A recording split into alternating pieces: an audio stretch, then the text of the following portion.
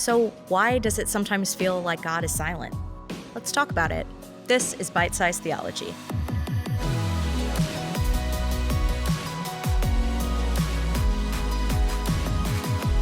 Hey everyone, and welcome to another episode of Bite Size Theology, a ministry of Springfield First, where we tackle big topics around faith, one bite at a time. I'm your host, Allison Means, and today I'm joined by Nick Jordan, and we are talking about why does this happen, that sometimes it feels like God is just silent. Yeah, I think one of the immediate things that kind of lays the groundwork for that conversation is what our assumptions are about how much God should be talking. And even to have the word should in the midst of that makes it kind of reveals how we think about it sometimes. Yeah. What's God supposed to do? What is my Christian life supposed to look like? What is my prayer life supposed to look like? And I think there are a couple reasons that happens. One is kind of more of a cultural thing, that especially if you're around Christians, or maybe you can go to church one Sunday and the pastor sure sounds like, that they're in some ongoing conversation with God and it's a normal, regular thing and they can tell you exactly what God said. Or you might even kind of not within a church, but kind of more kind of Christian influencer culture. Oh, yeah. That there's that sort of thing. God told me. Yeah. So there's this sense of like something must be wrong with me if I couldn't tell you what God is speaking to me. I think that the deeper kind of grounding of that would be even in the scriptures. I think that we see that. I think about like Abraham, and we just kind of get dropped into his story when he's 75 years old and God speaks to him. And I hope that he had some sort of relationship with God before that it wasn't like painful prayers and hopes and everything and not nothing, working and out. then at 75, boom. But I don't know. Right, we and don't. I think that sometimes the way that we read scripture, it erases some of that, because it really is, okay, here he's born at the end of the previous chapter, and now he's 75, God's calling him. And then it's like 15 years later, God talks to him again, and 20 years later. Right. And we can read it all in one sitting and a few words and a few paragraphs, and we don't have a sense of, well, what happened in the meantime? And what did Abraham do? Like, you get to the land of Canaan and you've sold your stuff and you've left your family and you started over. What now, God? Yeah.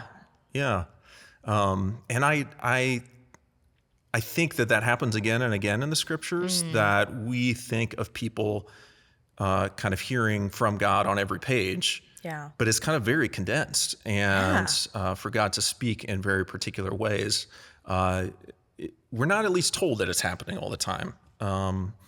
And so I do think that kind of making sure that we have a biblical understanding of what it means for God to speak in the first place is going to help us out. If you're expecting like an audible voice all the time, I think you're going to be pretty disappointed.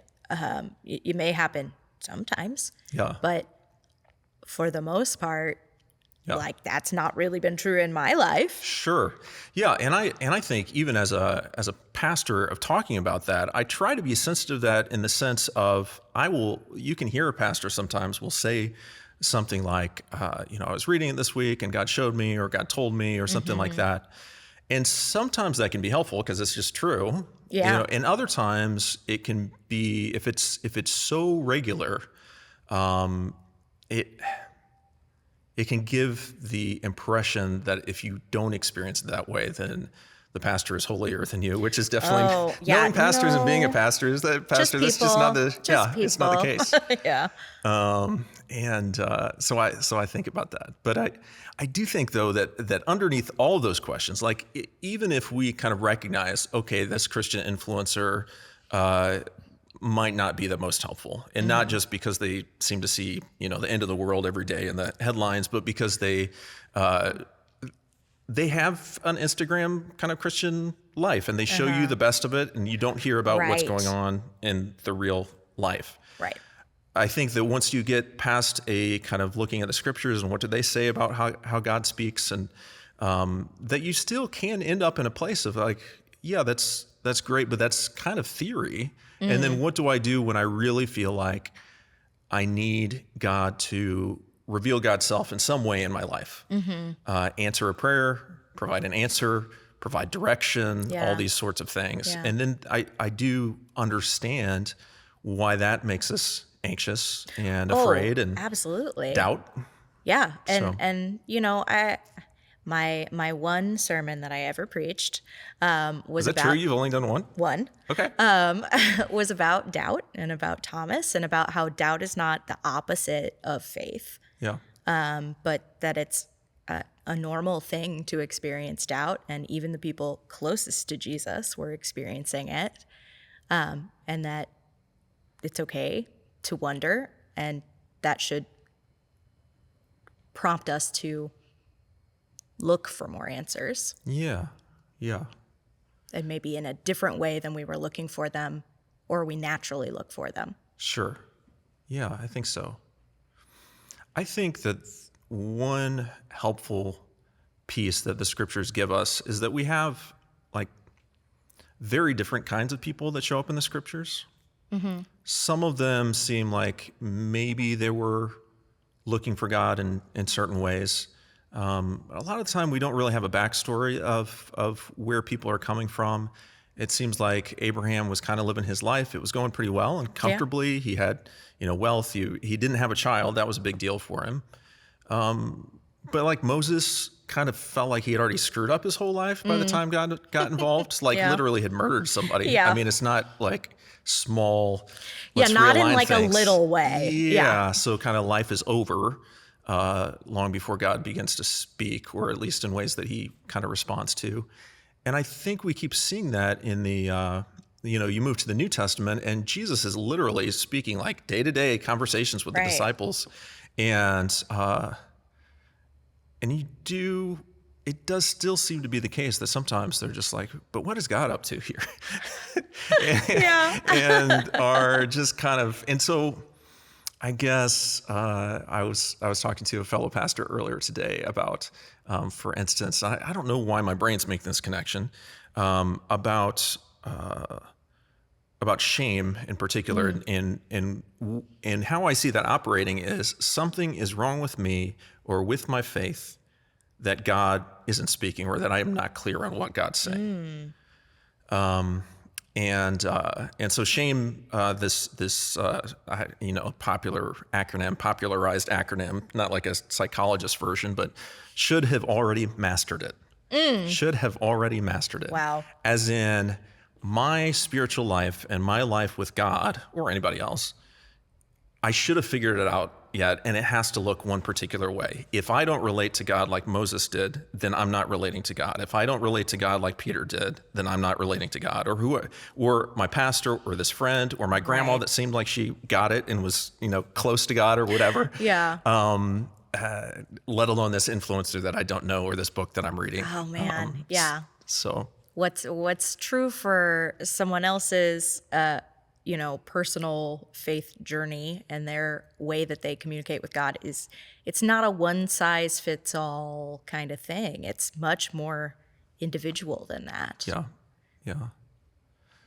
And I think of that even, as we're filming it, we're kind of towards the end of Lent, and we've looked at Jesus before his trials.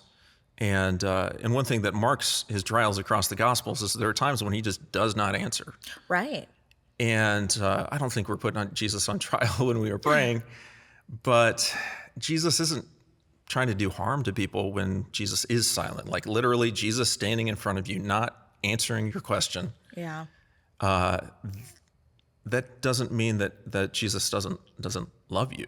Right. And so the meaning that we put to that is another thing that can make it really challenging. Yeah. I guess the other just kind of thing I think about silence in general, and you and I talked a while ago, and I think I said the same thing about when we are able to cultivate being able to be silent with God, like us choosing silence in the presence of God, that it reminds me of the extreme comfort level or even safety or even being loved that we have to have with a person to be able to be in the silence and not feel like we have to say something. And just be. And some of that, I think, comes out of our own insecurity. I've got to like put something out of my mouth so that I make space for myself so I can still be in your presence or whatever. And God is not insecure. And so if I weren't insecure, I wonder how much less I would talk sometimes. And I don't want to think about that. God is so secure in God's own love for us. Yeah.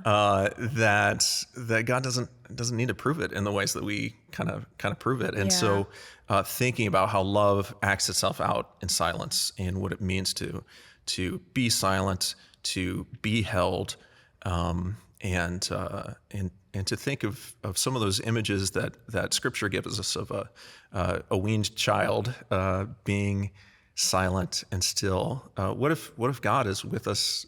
What if that's true in the reverse? And God is with us, and God is so secure in that it's enough, and that we can trust that God's going to speak up if something's gone wrong, and that God will help us to hear what we need to hear when we need to hear it in our lives. But otherwise, God's got us.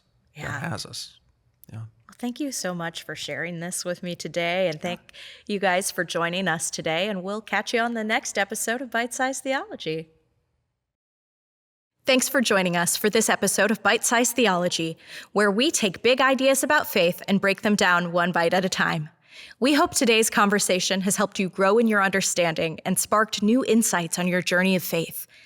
If you found this helpful, don't forget to subscribe, share, and leave us a review. And as always, if you have questions or you want to dive deeper into today's topic, feel free to reach out. We would love to hear from you. Until next time, keep seeking, keep questioning, and keep growing.